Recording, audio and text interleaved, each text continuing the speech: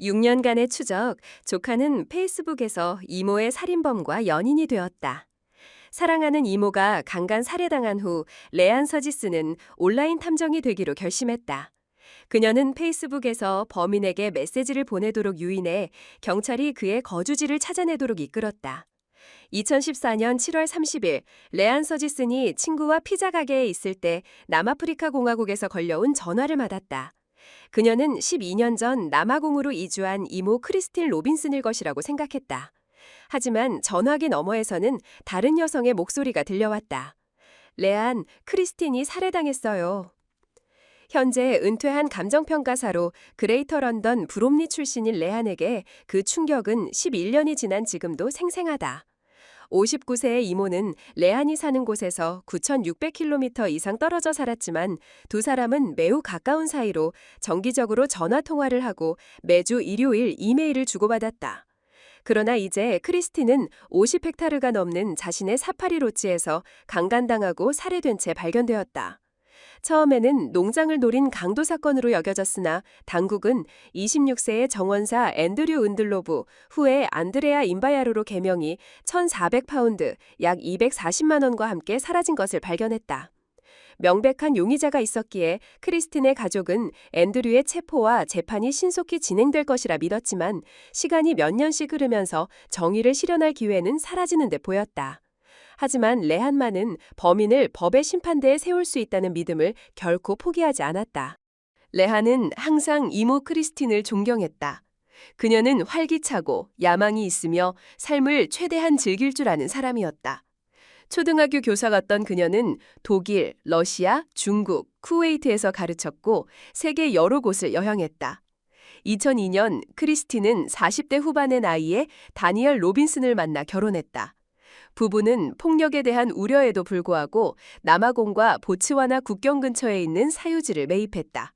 그들은 감시 카메라를 설치하고 훈련된 저먼 셰퍼드 2마리를 키웠다. 평화로운 삶은 다니엘이 암 진단을 받으면서 깨졌다. 2012년 다니엘은 고향인 아일랜드에서 세상을 떠났다. 슬픔에 잠겨 있었지만 크리스티는 18개월 동안 방치했던 30개 객실 규모의 롯지를 계속 운영하기 위해 남아공으로 돌아가기로 결심했다. 해결해야 할 법적 문제가 많았고 그곳에서 추억을 되새기고 싶었기 때문이다. 2년 후 레한이 피자 가게에서 전화를 받았을 때 크리스티는 영국으로 돌아갈 생각으로 롯지를 매물로 내놓은 상태였다. 살해당한 날 그녀는 부동산 매각 약속에 나타나지 않았다. 같은 날 크리스티는 목이 졸리고 담요에 쌓인 채 발견되었고 정원사 앤드류는 고향인 짐바브웨로 도주했다. 6년간 그곳에서 일하며 크리스틴과 가까웠던 사람이 그런 짓을 저질렀다는 사실에 레아는 큰 충격을 받았다. 저는 아마 좀도둑질 같은 게 있었을 거라고 생각했지만 전혀 아니었어요. 이모가 보낸 모든 이메일을 뒤지며 그에 대한 언급을 찾아봤지만 아무런 정보도 없었어요. 요리사, 가정부에 대해서는 썼지만 그에 대해서는 한 번도 쓴 적이 없었죠. 그녀가 말했다. 레아는 사건 이후 수사당국이 짐바브웨로부터 앤드류를 인도받기 위해 노력했다고 말했다.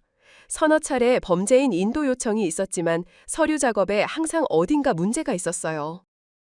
레한은 영국 외무부가 신속한 해결을 위해 충분한 압력을 가하지 않는 것에 불만을 품었다. 자선단체 해외에서 살해당한 사람들, 머더드 어브로드에 연락했을 때 그녀는 자신의 경험이 매우 흔한 일임을 깨달았다.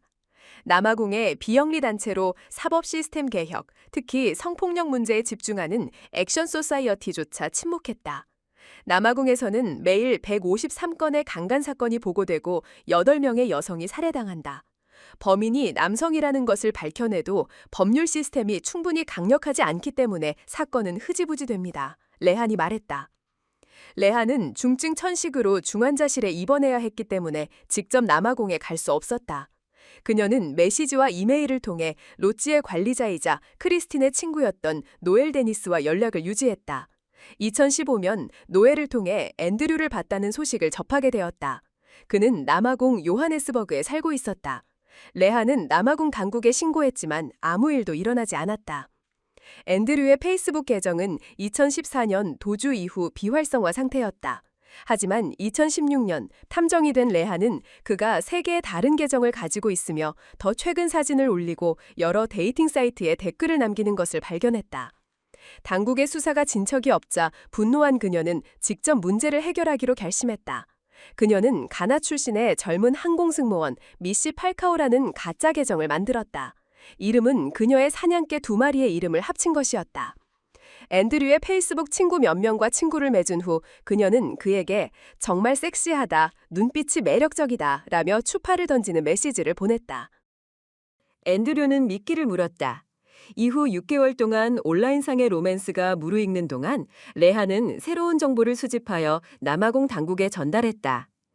제가 항공승무원이라고 말한 것은 항상 연락이 닿지 않을 수 있다는 것을 의미했기 때문이에요.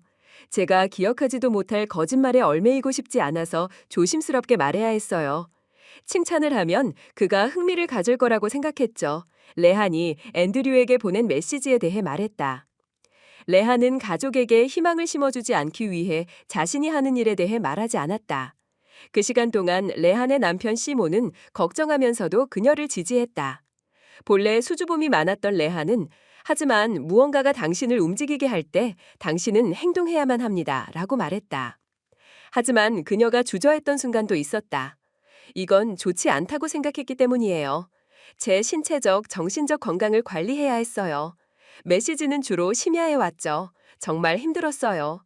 그리고 무엇을 말하고 행동해야 할지에 대해 누구의 지원도 받지 못했습니다. 현재 전기공이라고 자칭하며 요하네스버그에서 혼자 사는 앤드류의 전화번호를 알아낸 후 레하는 남아공 경찰에 추적을 요청했다. 하지만 그가 전화를 꺼두는 바람에 추적은 실패했다. 며칠 후 그녀는 앤드류로부터 전화기를 도난당했다고 설명하는 메시지를 받았다. 하지만 그는 그녀가 페이스타임 통화를 거부하는 것에 대해 의문을 품기 시작했다. 레아는 미시 팔카오 페이스북 계정을 남아공 경찰에 넘겼지만 앤드류는 인내심을 잃었거나 의심이 생겨 미시에게 메시지를 보내는 것을 완전히 멈췄다. 모든 단서는 2018년에 끊겼다. 레한은 모든 노력이 헛수고가 된 것 같았다. 그동안 영국 외무부는 레한에게 그녀가 가진 정보로 아무것도 하지 말라고 남아공 당국이 정보를 처리하고 있다고 요청했다. 하지만 레한은 더 이상 침묵하고 싶지 않았다. 그녀는 2020년 어느 잠 못 이루는 밤 앤드류의 페이스북을 확인하다가 그가 여전히 요하네스버그에 있음을 보여주는 사진을 보고 분노가 폭발했다. 그는 여전히 삶을 즐기고 있었어요. 남아공 경찰은 과부하 상태였고 영국 정부는 그의 사진을 인터넷에 올린 적이 없었죠. 하지만 제게는 이 모든 새로운 사진들이 있었어요. 내가 이 사진들을 올리면 지금쯤 누군가 그를 알아보지 않을까 하고 자문했습니다. 2020년 7월 30일 사건 발생 정확히 6년 후 레하는 행동에 나섰다. 그녀는 이렇게 썼다. 6년 전 이 남자가 제 이모 크리스틴 로빈슨을 강간하고 살해했습니다. 앤드류 은들로브는 제 이모의 생명을 앗아간 후에도 여전히 자유롭게 삶을 즐기고 있습니다. 액션 소사이어티의 이안 카메론이 이 게시물을 공유했고 7만 번 이상 공유되며 널리 퍼져나갔다. 같은 날 멜리사라는 여성이 연락해 앤드류가 지난 5년간 자신의 가족을 위해 일했고 작년에는 자기 집에서 살았다고 제보했다. 그날 밤 앤드류는 체포되었다. 남아공에서는 증거 부족과 기소의 어려움으로 인해 여성 살해 범죄의 유죄 판결률이 놀라울 정도로 낮다. 의학연구위원회의 통계에 따르면 성범죄 사건의 5분의 1 미만이 재판에 회부되고 그중 8.6%만이 유죄로 확정된다. 이번에는 운이 가족의 편이었다. 앤드류가 체포되기 6개월 전 검사가 사건을 재검토하고 미비점을 보완하라고 지시했다. 그 결과 경찰은 범행 당시 앤드류와 온거하던 여자친구로부터 그의 자백에 대한 진술을 확보했다. 앤드류에 대한 DNA 증거는 명백했지만 그는 무죄를 주장하며 성관계가 합의에 의한 것이라고 주장했다. 2022년 4월 재판에서 레하는 재판 내용을 전달해줄 참관인을 고용했다. 그녀는 병원 중환자실에 누워 있었기 때문에 남아공에 갈 수 없었다. 모든 어려움에도 불구하고 레하는 법정에서 낭독될 피해자 영향진술서를 작성하기 위해 노력했다. 판사에게 이모가 익명의 존재가 아니라는 것을 이해시키는 것이 중요했습니다. 이모에게는 가족과 친구들이 있었어요.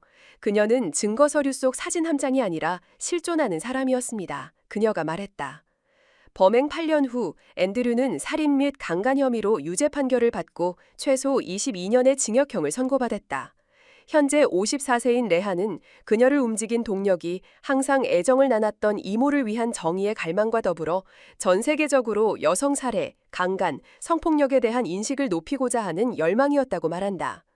사건 이후 레하는 본래의 내성적이고 대중연설에 서툴렸던 성격보다 더 용감해졌다고 스스로 평가한다.